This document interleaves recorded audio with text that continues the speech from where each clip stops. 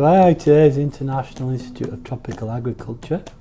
It's really working in the field of agricultural research and development to reduce poverty, malnutrition, and to particularly support smallholder farmers of Africa. The Iita Genetic Resources Center is quite important because it's the place where we are conserving the crop diversity of Iita mandate crop, I can say. So we have international collections of staple crops such as cowpea, maize, soybean, cassava, banana and plantain, and yam.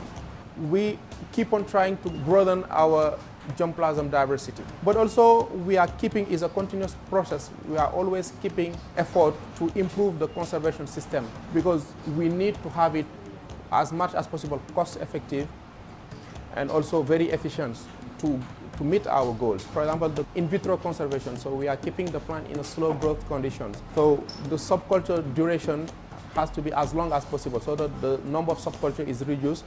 Consequently, it will save costs, it will save labor and effort and so on. The more we conserve our plants, the better it is. The other system that we are implementing in this Genetic Resources Center to add more efficiency in our processes is the addition of cryopreservation, for example, is a complementary conservation system for colonially propagated crops for long-term perspective.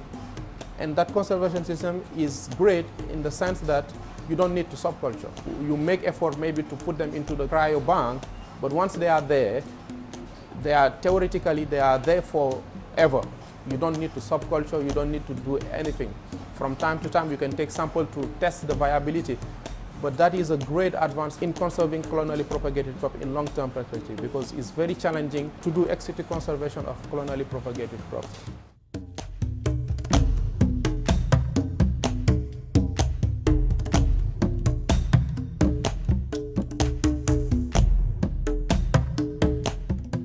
Iita happens to have the largest collection of cowpea in the world, over 16,000 accessions of cowpea in our collection.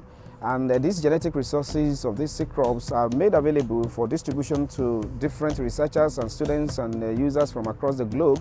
And here in the gene bank, what we do is that we make sure that whatever we are keeping is available and accessible for everybody to use it for breeding, crop improvement, for research, for training and for production. Our importance in really underpinning breeding and the future of breeding for sub-Saharan Africa. I think that's something that Iita is doing that really no other gene bank in the world is doing with those crops and the way we relate to the breeding programs and the national programs in Africa. So we are really, if you like, the gene bank which is contributing to the current and future breeding of these crops for Africa.